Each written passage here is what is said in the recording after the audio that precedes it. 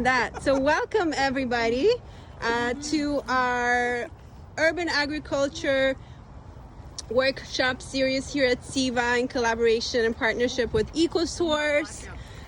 This is our workshop number 3 as part of the series, and it will be focused on the garden tour, community garden tours in Malton and Mississauga.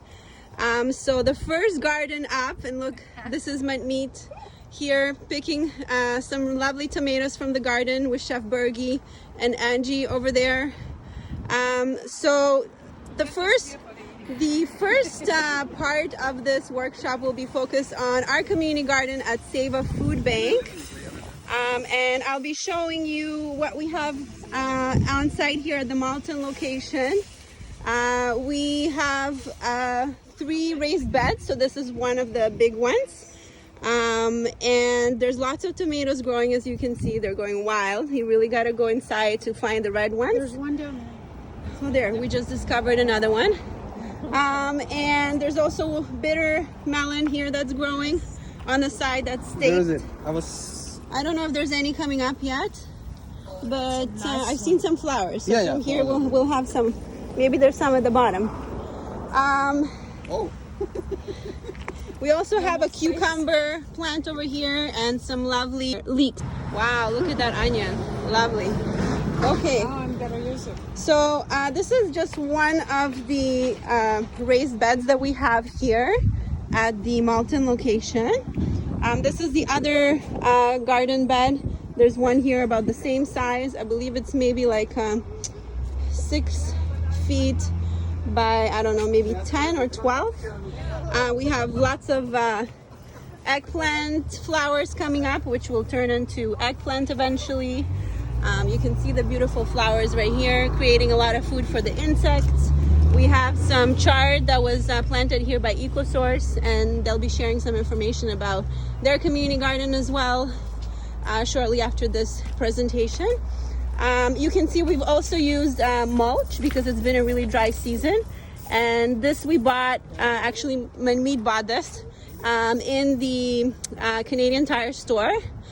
Online, I believe, and you can see the difference it makes. Like, this is no mulch, the ground is very dry for the most part, but this is under the mulch with some compost on it. It makes such a big difference on the quality of soil. You could plant something in here and it will do really well, but you wouldn't want to cover it with this. But around established plants, this mulch, which is straw, works really, really well.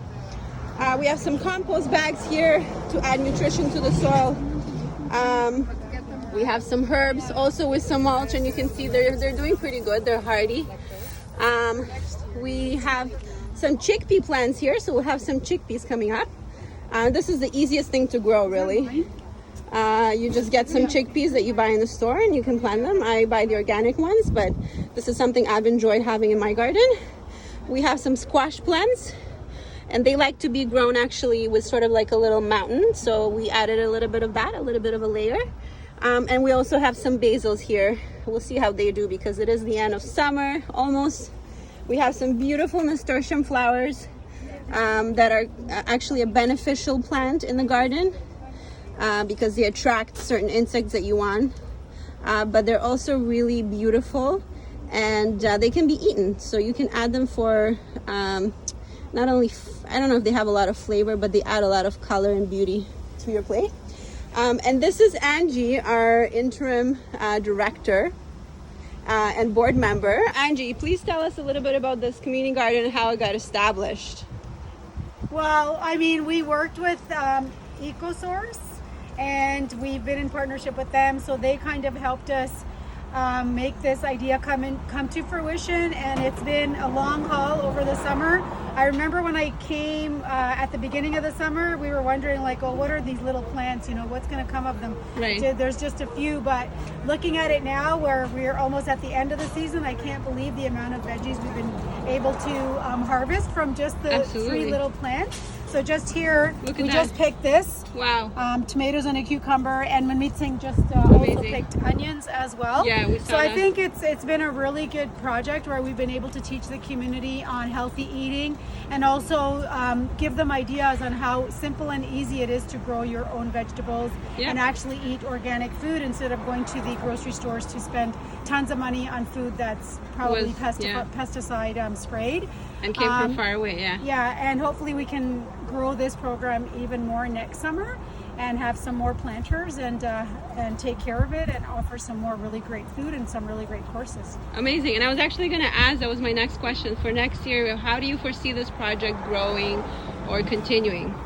I think if we start earlier, let's say if we start in April, May, we start a partnership off with one of the not-for-profits or even EcoSource again, and we ask them to assist us in growing this. I'm sure we could put in more Garden beds beds. around this area and have volunteers taking care of them.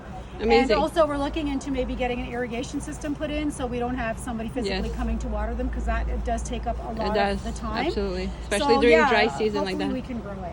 Amazing. Thank you so much, Angie. Thanks. And Chef Bergie is here. Chef, can you tell us a little bit about what do you use these wonderful veggies for?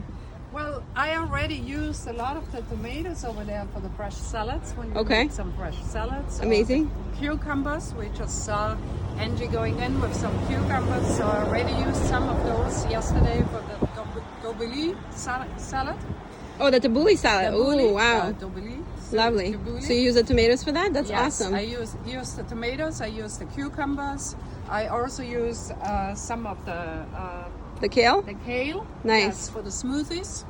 When I make some smoothies, and I saw the beans over there. We had those in a salad as well. Yes.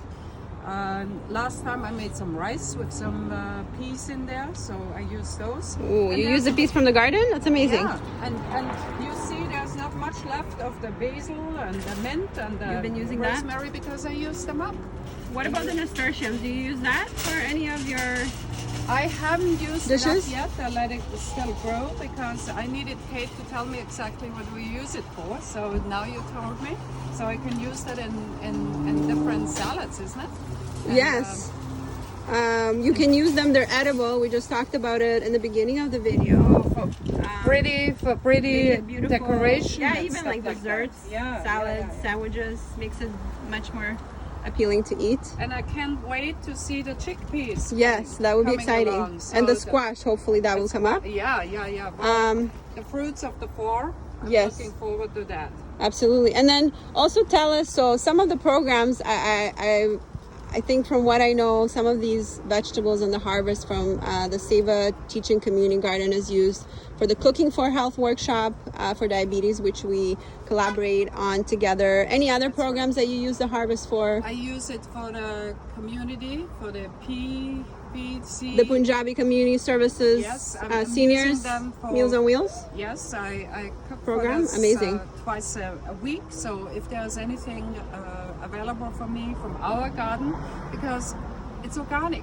Everything we do here is organic, and I love that. Yes. And also we have a program, Eclipse program, at Fridays. So I use some. So I send the kids out here, and that is the best.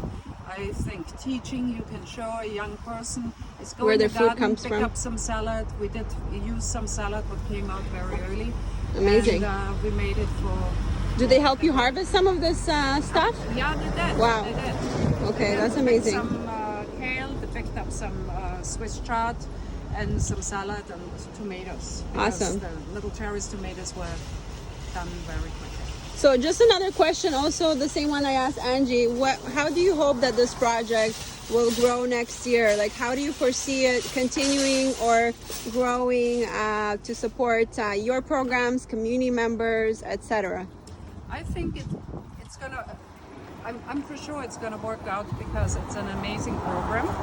I hope that people learn more and not being afraid to do their own garden, even if it's just a few planters on the balcony or a little, bed outside from the window if they can. So, I'm 100% sure if it. with all the fruits and all the harvesting we did, the next year it's going to be bigger and greater, and yeah. And one last thing, actually, I've heard that you have your own community, or your own garden, I should say, balcony garden. Can you just kind of tell us about it and inspire some of the people joining us today to start their own garden? Because you can start small, right? I have only a few planters. I have some herbs. Okay. I have mint, what grows like crazy. And it's on a balcony. And actually, I took the mint from the side of when I went for a walk. So I took You saw one some plant, I mint. put it in there. It took 2 weeks. It was like hanging down, and then eventually it just bloomed. And now Wow. it's like Everywhere? overgrowing Yeah, it takes everywhere. over. I have basil. I have rosemary, and I have some thyme, and I also have some tomatoes. And yeah, that's it. Different kind of tomatoes, 3 different kinds of tomatoes I have. And every day we have a few extra tomatoes for the salad, and I love using fresh herbs for my cooking. So. It makes a big And difference. Next you know, year, you're the make chef. maybe a salad, one little, planter with some salad in there. Yeah, Yes, it's and perfect. actually, I have a follow-up question, but I promise this is the last one because I know you're busy. What are some of the tips that you would share with participants to start their own garden? How could they start? Can you just share maybe 2 to 3 things?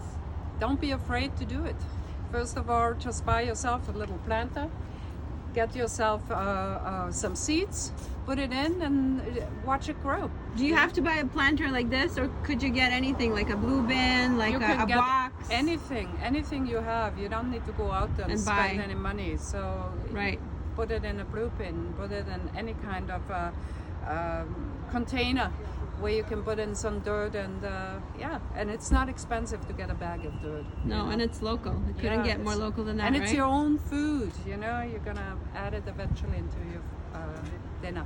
Amazing. Thank you so much for sharing your experience and the tips, Chef Bergie. Thank you very much. We're going to wrap up here our quick tour just to show you the last part of the community garden here.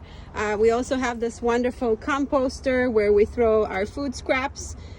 We have our community kitchen inside the Seva Food Bank building here, and a lot of the scraps from the kitchen go here that are not used, so then we can put it back in the soil. And over there we have the shed, the little mini shed where we keep our hose, some watering cans, and anything else that we need for the garden. So you can see how creative you can be in growing your own garden. You don't need a lot of space. You can have a pot. You can use whatever you have at home for herbs and microgreens like spinach, arugula. You can use, the small containers as well, like even something like a cup, like a plastic cup. Let's say you bought yourself a coffee. It doesn't have to be complicated. So I really hope you enjoyed this informational tour and some of the things we had to share with you. And we hope to see you here on site. You can come visit and see our garden from the outside, and you can always contact us for more information about our programs. Thank you for watching.